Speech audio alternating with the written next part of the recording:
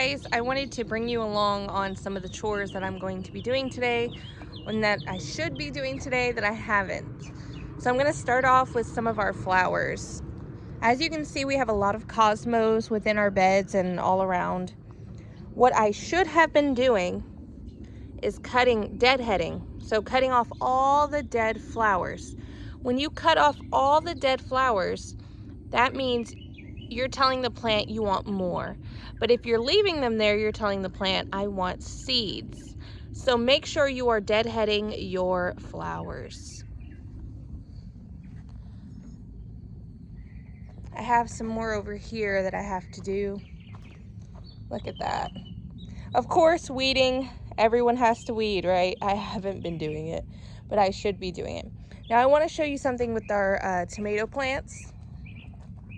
They are vigorous, they're happy, they're all over, but if you look underneath, you're gonna see a lot of yellowing. That is due to sickness, disease. Why is that there? I have not been pruning the bottom leaves. That is extremely important for when you are planning to grow tomatoes. So what I'm gonna do is I'm gonna go all the way back to where it comes from on the stem, and I am just going to prune it. I'm not gonna prune on the stem, but I'm gonna do just enough. I'm gonna take all of these leaves and put them in a pile because I will burn them, throw them out. So again, this is a yellowing stem. I'm going all the way back and I'm gonna cut it. And I'm just gonna continue doing this for probably the bottom 12 inches of the plant. We have very tall plants now. So that's what I'm gonna be doing. If you see any, if you don't want them as bulky as a lot of my tomatoes, you can also go to the right angle, or the armpit is what they call it. And then you can cut this middle branch, this young middle branch. That's just going to ensure that your plant is growing up and it's not getting as fat, and then all the nutrients can go into the rest of the plant. And it'll ensure a lot of airflow, because you want airflow with your tomatoes or it's going to get hot and humid and then disease is going to be all over. I know a lot of people who allow their tomatoes to grow on the ground. I don't necessarily do that. I want to be more hands-off on my plants. And me ensuring that I'm hands-off during the summer is making sure that they get a great start and they're growing properly in the beginning. And when you allow them to cross, sometimes they'll get disease, and then you have to be out here all the time cutting and pruning and moving things, and I don't want to do all that. So what I usually do is I just cut the right angles, most of them, and ensure that the bottom is clear so that I can get healthier tomatoes and make sure that I'm not dealing with disease. Right, so I cleared off all the dead leaves, or not dead, but diseased leaves. There's no yellowing or anything.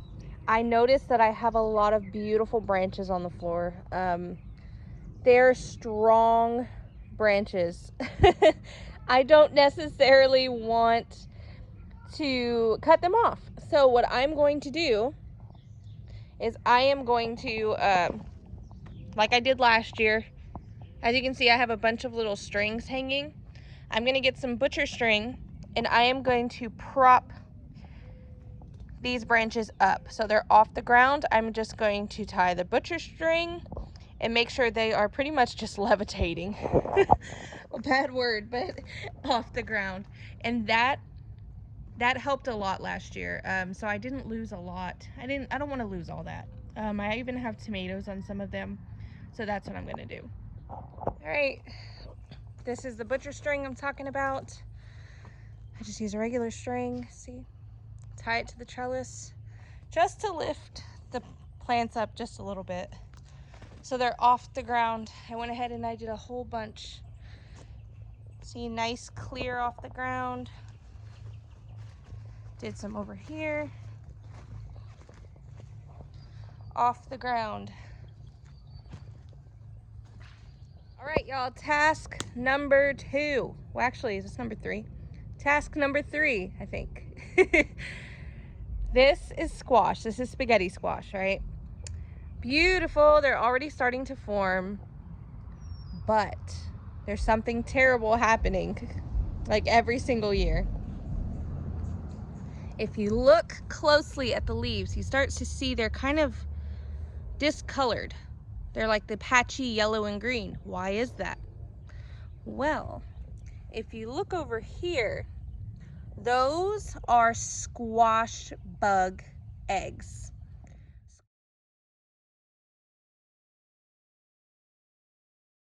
Squash bugs are not vine borers. They are these little brown, black, well, they're not even little. They're probably about the size of your thumbnail. No, probably like that big. They're usually attached to each other because they're breeding and they want to put their eggs everywhere, and their babies are gonna hatch and they're gonna suck out all the good stuff out of your plants. If I can find one, I will let you know. So what do I do about this? First of all, I squash the bugs anytime I see them. Second, I take my nifty knife, go to the bottom, and I cut the leaf off. Look, y'all, a bouquet of grossness. So what do I do with these leaves? Burn them or give them to your chickens. We don't want this anywhere near the garden. Oh, look, I found one. Oh, the camera. This is a squash bug, and they're terrible. So I'm gonna pick that off and I'm gonna squish it. Not gonna do that for the camera because I don't know. But that's a task you have to do. Do that to all your squash plants, all of them. Sometimes they'll even sneak on your tomato plants and put eggs. I'm not sure why. Try to be sneaky. But so look very thoroughly. All right, guys, so another important task. So if you're companion planting, that means there's plants all over, different kinds, you know, trying to help each other to survive. Now, companion planting is important, but sometimes it fails. So I have tomatoes here. They look healthy and happy. I have amaranth here, looks happy. It's over the squash, it's doing good. But if you look under here, deep into the plant, you will see peppers. Peppers, I planted peppers. So these are obviously getting too much shade. So what I recommend, you either cut back this part of the plant or you move your peppers. I am going to choose to move my peppers. I don't know where I'm gonna move them to yet, but that's what I'm gonna do. What I'll do is I will just dig them up, the root and everything, and I will just transplant them elsewhere in the garden because they will not do good under all this bush. They need sun.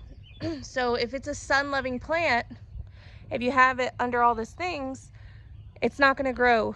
It's not gonna do as well as it would if it was in the sun. So I'll be doing that. If you have vining plants, decide what you want them to do. I have a bunch of cucumbers here. They seem to want to go this way. If I don't want that to happen, I would find a way to kind of move the plant up a little bit, even if you use that butcher string again, tie it to the trellis so that they trellis up. Because again, if plants are on the ground, a lot of the time they get disease very easily. These beans are doing pretty well, but look, you get stragglers. What do you want to do with this? You can do a few things. You can cut them off completely, or you can, again, twirl them onto the trellis or tie them to the trellis. So being stragglers, they're very sensitive. So be very careful with how you move them. They're a little more stiff, so they're very easily breakable. So like I said, the butcher string is like my favorite thing ever, so I'll probably end up doing that to try to guide it. But like I said, you can kind of maneuver them around. I've also done them like that when they were young. And look again, there's something in there. You don't really see it. But why don't you see it? Because the comfrey has gotten out of control, so my tomato plant is struggling to come out of that. I am gonna cut the comfrey back and allow this tomato to continue to grow. Companion planting. but make sure things are not getting run over or you will not get tomatoes from that plant. I have sweet potato here. Sweet potato loves sun as well. I'll probably have to cut some things back to allow it to get some sun. Look at this, it's on the ground. See that yellowing? Cut the yellow leaves of anything. If things are not doing good or looking good, cut the leaves back. It's as simple as that. Let me see what else out here that we can. Oh, your onions. So my onions are, I've been harvesting some of them, but they're not all the way ready. I'll come over here. I have onions over there too, but they're definitely not ready. You want your onions to look like that. You see how it's like over? That means they're ready. But if they're straight up, they are not ready. So pick them when they're ready, because they are going to be more shelf stable that way. And make sure that you are drying them before you store them. You see all this? Ragweed. Oh my word, I literally dropped the bomb on weeding, guys. I did not weed the way I was supposed to weed. That, thankfully, because our soil is so good right now, it's very easily to come up. I can just pull those in a matter of probably a morning and it'll be fine. But that's just something I have to do. I left my peas on the vine. Why did I do that? I want this. I want the dried peas. So I'm going to leave this on the vine until these are completely dry pods so that I can save my own pea seeds. I did that all across the way, and then once these are gone, I will probably end up planting okra here. I haven't planted okra yet. Don't worry about it. You can totally wait a little bit to plant your okra and it will still produce just as well. So these are my gardening tips, the things that I've been doing. Oh, lettuce. A lot of your lettuce should be bolting. So if it's super tall like that, it's bolting, which means it's too hot. I've cut a bunch of lettuce and I just let it kind of sit there and work in my soil. I've given a ton to the chickens, the animals. You have two things you can do. You can allow it to bolt and allow it to flower, and then you'll get a bunch of lettuce seeds. Or you can cut it, eat it, or cut it, give it to your animals. And that's that. And then you can plant new things here. I'm not quite sure what I'm going to plant here.